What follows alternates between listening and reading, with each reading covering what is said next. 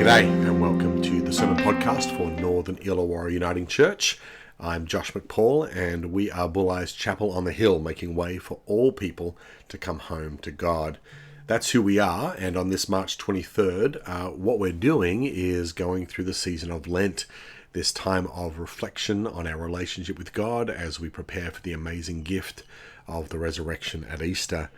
And Lent is this time of personal reflection. And so during this season, we're continuing a series of meditations on this amazing ancient book written by a guy named Habakkuk, one of the minor prophets from the nation of Judah. He's minor because his book is short, but he is major because his impact on the world has been remarkable. He lived at this incredibly difficult time where Judah, this tiny little nation, was being surrounded by great political upheaval. Assyria, the ancient empire, Egypt, this other evil empire, and Babylon, this new up-and-coming empire that was reshaping global politics. And all the violence and oppression and corruption that's going on around him has infected the nation of Judah. And so Habakkuk comes not to speak a word of judgment to the people, but to actually ask some questions of God. His model, his gift to us, is permission to bring our questions and doubts and frustrations about our world to God. It begins with this incredibly powerful question: God, how long will you put up with violence and injustice? And what's amazing about Habakkuk is that he refuses to put up with easy answers. He models a rigorous, committed wrestling with God. It gives us permission to talk boldly with God. He sort of pioneers what Jesus will teach later explicitly, that when we approach God in prayer, we come to him as a father, as an Abba, who wants to hear our struggles and pain, who wants us to be honest with him. But as we've read through Habakkuk, last week we did chapter 1, we've seen also that not only is Habakkuk willing to talk, be honest with God, he also models a mutual commitment to listen to God. He is prepared to listen to deeper answers from God. Not a cheap answer, not a quick answer, but a deep, profound answer. You see, when we come to God with our agenda, we also need to imagine that maybe, just maybe, God might have some things on his agenda as well, and that agenda may be different to us. I mean, that's obvious, right? But I think what I'm saying is that it's not just that God has maybe some different opinions to us, it's that maybe God's whole way of seeing the world is different than ours. And that's what we see here when we pick up in Habakkuk chapter 2. We define our world's problems in all sorts of ways. I'm sure Habakkuk's people at his time did as well. We have different agendas, different divisions, different ways of categorizing the world. We have political categories, the left and the right, progressive and conservative, and we say, which one provides the right way forward. We have racial and national divisions. We have class division. We have religious division. Generational division is a big one in our communities at the moment. And we come to God with those categories, these sort of binary choices. And we're always trying to recruit God. Which side are you on the other side or on my side? Why is my side losing? Why don't you support my side? Is God on the side of the conservatives or the progressives? That's what you hear in the American debate today a lot. Is God on the side of my nation or our enemies? That's explicitly what's being said in churches in Russia and Ukraine right now.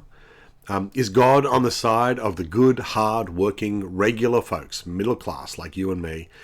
That might be the Australian conversation. We even make up Bible verses to support our cause. God helps those who helps themselves.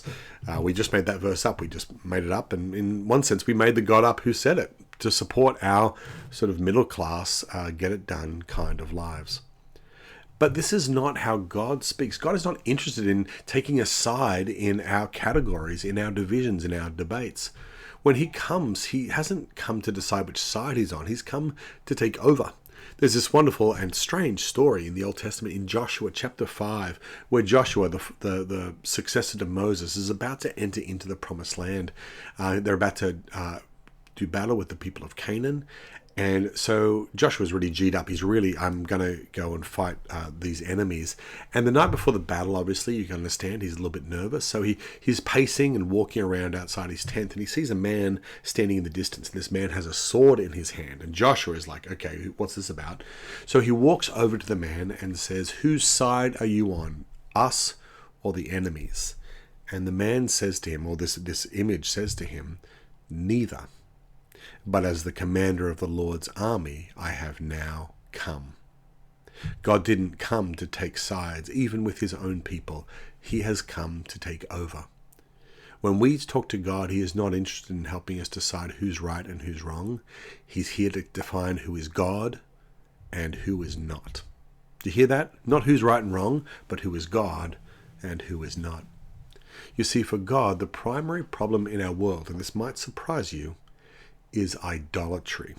That's a strange word to say, but idolatry is simply this. It is the real God versus all the fake gods that we make up. You pick this up in Habakkuk chapter 2, and I'll put it up on the screen here. This is kind of towards the end of the chapter. I'll go back, walk back through it a little bit later on, but here's Habakkuk chapter 2, verse 18. What use is an idol once its maker has shaped it? A cast image, a teacher of lies? For its maker trusts in what has been made, though the product is only an idol that cannot speak. Oh, alas to you who say to wood, wake up, or to silent stone, rouse yourself. Can it teach? See, it is plated with gold and silver, and there is no breath in it at all.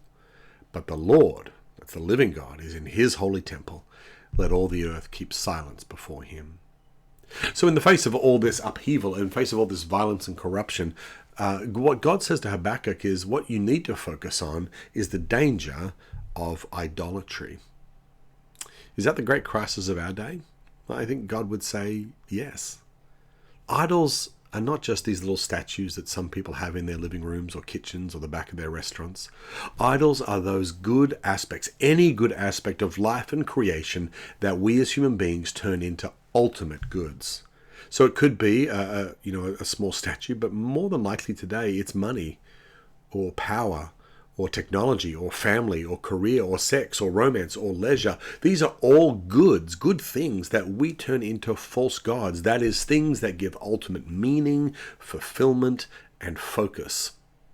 An idol is anything that serves as the ultimate meaning in life, what we pursue, what we give ourselves to. An idol is anything that promises to fulfill our deepest desires, that will make us happy if we find it. And an idol is anything that demands our attention and effort over all other things. That when the idol speaks, we listen. When the idol commands, we respond. And that's the distinction. Not politics or class or race, nationality, even religion.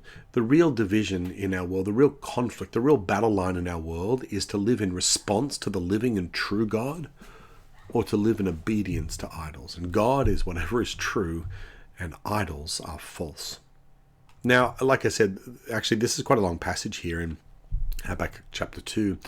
And so you can read it yourself, actually. I'd encourage you to do so. It begins with this wonderful phrase that Habakkuk used before, the righteous will live by faith. And that's in opposition to the proud or those who are puffed up. And then he goes into this long list in chapter 2, starting in verse 6, of all the foolish ways in which people live their lives in obedience to idols. We get a condemnation of those who build their life on corrupt financial practices. That was true then, it's true now. Our global economy is predatory. We let the rich get richer and the poor get poorer. We demand the poor pay every dollar they owe, and we let multinational banks off the hook. It's violence by another form. And what we hear in this passage is that one day it will collapse. It's built on this illusion that somehow the financial system we've created is somehow ultimately real and satisfying. But it's not, and it causes so much damage. Then we move on in verse 9. We get a condemnation of those who find security in predatory real estate practices. It says building homes and cities, nations on the backs of others, all in the name of safety and security. And it says in the end, the very beauty of the homes will rebel against them. This is idolatry, thinking that having a place will somehow give you safety. And it causes whole nations, people to throw people under the bus. Then there is a condemnation of those who build their identity on a twisted sense of pride and superiority. It says people and nations laboring for a sense of pride, and it's all for naught. This today could be nationalism or racial superiority, personal glory, a sense of identity at the exclusion of others. These are all doomed to fail, and in this moment there's this wonderful verse in verse 14 where Habakkuk says, no, instead of our false narratives, The whole earth will be covered with the knowledge of the Lord as water covers the face of the sea. It's a beautiful image. And then finally, we read this, the idolatry of a society that indulges in and exposes others to debauchery, excessive alcohol, drugs, overt sexual lewdness. There is this judgment on the chaotic degradation of society, pursuing pleasure and amusement at the expense of every moral boundary. And this spills out into degradation of humans, and it says even of the natural world as well. Now, look, we could go on and do a whole sermon series on all of these things, but what I want to point out here is that it's not seen as a separate set of problems. These are all symptoms of a deeper problem, idolatry, making something that is not God into the ultimate good. Taking the things we've made and turning them into objects of worship, pursuit, meaning, and adoration. And in this case, it's money, houses, cultural identity, sex. But what God says to Habakkuk is that none of these things provide deepest meaning or fulfillment. And when we put them at the center of human existence, it turns us inside out, upside down, but it also wreaks this incredible untold damage, unintended consequences on our world. Because here's the thing about idols. They promise power and satisfaction, but they leave us powerless and empty. Idols never satisfy, even if you give your life to them. And if you fail your idols, they will ruin you. And idols are a zero-sum game. They lift up a few, but at the cost of peace and blessing to others. And look, I'm going to put my finger on it here because there was just something in the reading today that really grabbed me and got me thinking about the idols that we see in our own context. Bear with me here. There are idols all around us, and the skill of any preacher, I think any Christian worth their salt, is to be able to identify the specific idols of the culture they live in, the things that are particular temptations, particular structures that govern their communities. And one of the great ways to identify idols is to listen to the topics of conversation that dominate. The number one question, perhaps, that people ask others when they meet them. I used to live in the Bay Area, San Francisco, Silicon Valley, and the most common question we got there was, what do you do for a living? What are you working on? How much money do you make? Now, in other contexts, these would be incredibly tacky questions. But in that context, the idols of that region were money, career, innovation. So that was what people talked about, what they judged each other on. And so let's turn our attention to our own world. If you're listening to hear this from the Illawarra here in south of Sydney in New South Wales, what are the questions that people ask here? Well, I've heard four, mostly I think. One is, what are you doing this weekend? I think leisure is an idol in our world, working for the weekend. Second, what are our kids up to? What are they doing? I think children, a wonderful gift from God, can also become another idol. I think just looking around, you see physical fitness and a sense of longevity is an idol as well. But here's another one, and I thought of this one particularly because of the reading in Habakkuk. Have you bought a place yet, or do you still rent? People will talk for hours about the latest reno, hours about what they sold their place for or what they hope to sell their place for, because housing is one of our idols here. And I focus on this because it's something that Habakkuk points to. Remember what we heard all the way back in Habakkuk verse 9.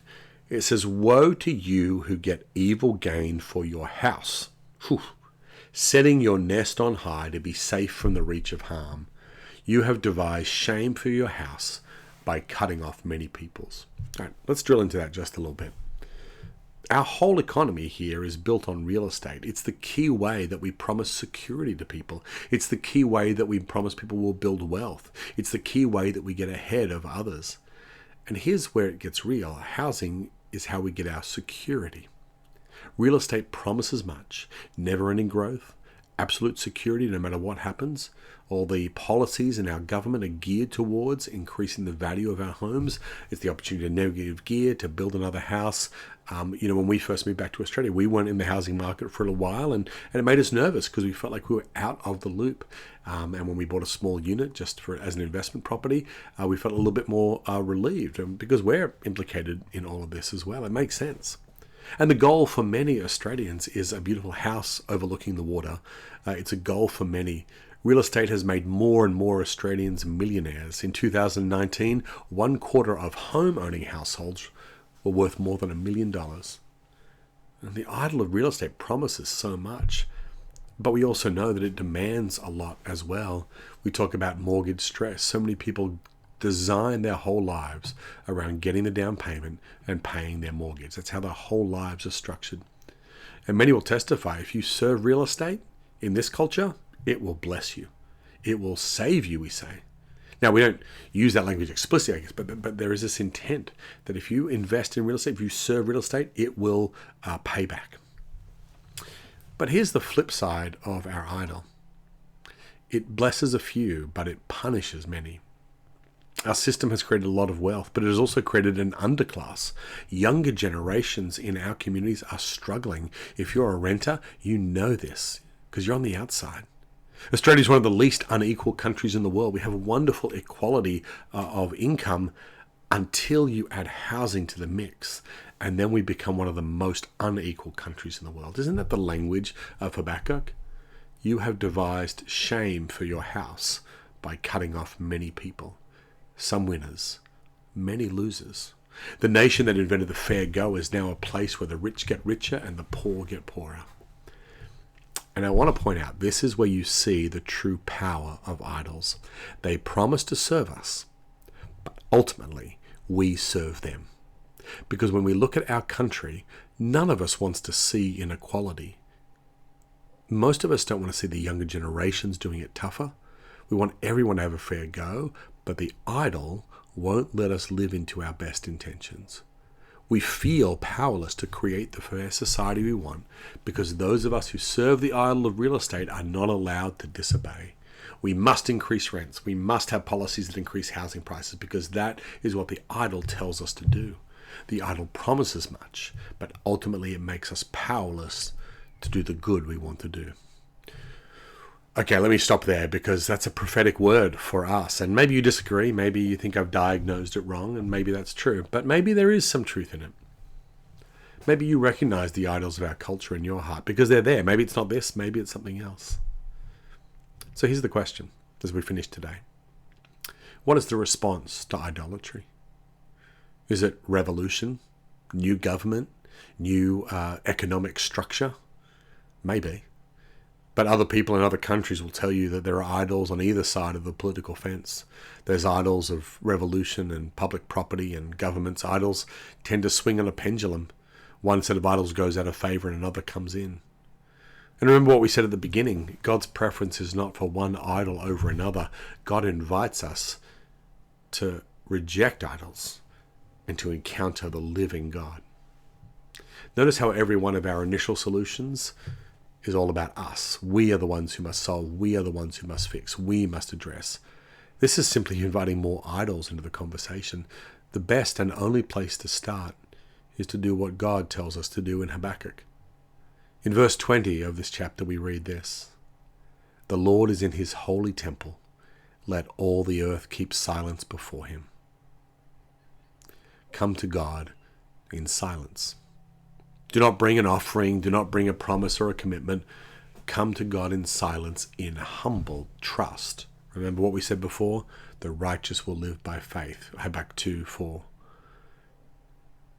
Don't come full of yourself. Don't come full of your own ideas. Come empty and invite God to meet you. Confess your sins. Weep. Grieve over the things that you have failed to do and the things that you want to do but feel unable to do. And let God speak to show you what it means to live in faith, in trust. And perhaps there will be a way forward in response to all the idols that claim our allegiance. I wish I could say there was an easy solution, but the living God, the one who is real, will not work in the way that we want on our timetable, but he will lead us if we trust him. If we come in silence before him, he will lead us in the way everlasting. The righteous will live by faith and by faithful adherence to the living God.